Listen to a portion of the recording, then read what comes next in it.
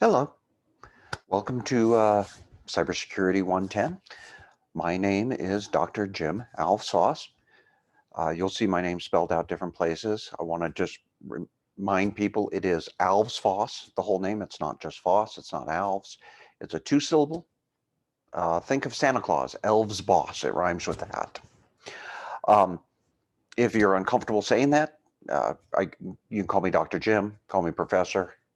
Um, So the reason for this video is I wanted to introduce myself a little before the start of the semester, before the start of the class.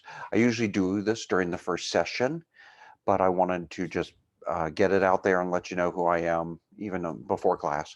Also to make sure you're comfortable watching videos ahead of time, watching the material, have access to it. You'll have obviously before seeing this received an email. We'll be receiving many of those throughout the class.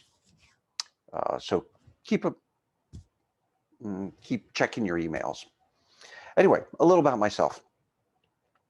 So I started doing computer programming back in 1979. I went down to our local Radio Shack, a company that doesn't even exist more, playing with their computer.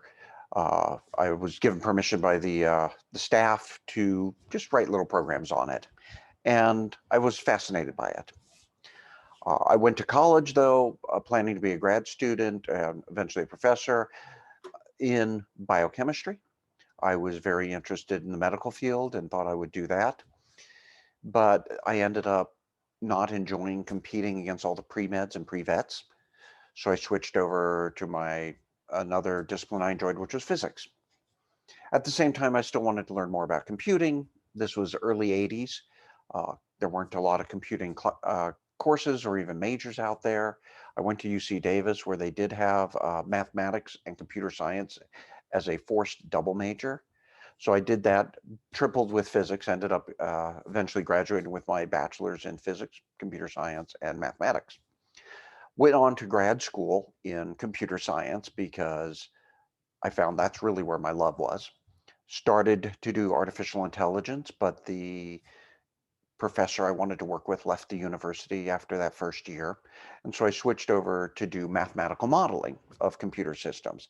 And specifically, the mathematical modeling dealt with proving systems were secure. And so I spent my 4 years in grad school, got my master's and PhD. Actually, 4 years grad school, 5 years as an undergrad, which was usually the other way around. And a former PhD student, co-student with mine at UC Davis, had grown up in Idaho, had come to the University of Idaho in 1990 as a faculty member. So I followed him a year later in 91, was recruited by him to come here as a faculty member. He eventually left after a couple years, but I stayed. I taught our first cybersecurity class here in spring of 92, helped form our PhD program, helped form our research center in cybersecurity, the Center for Secure and Dependable Systems, which we started putting together in 98, was officially approved by the State Board of Education in 99. So we've been there for over 20 years.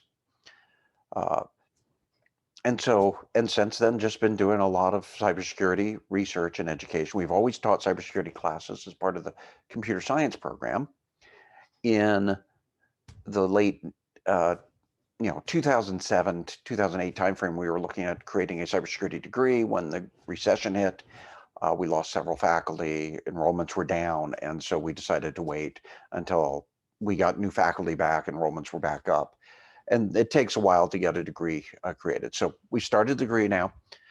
This course, this semester, we will be talking a lot about the degree itself and cybersecurity and where it is now as a discipline, where it is now in terms of what industry needs, what government needs, what individuals need.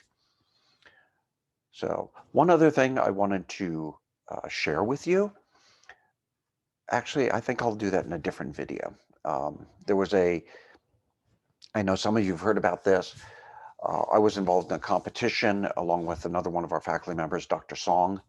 This was before she was a faculty member, called the DARPA Cyber Grand Challenge. And there were some really interesting things there that I'll talk about later in the semester, actually. So anyway, again, welcome. and I look forward to an interesting semester.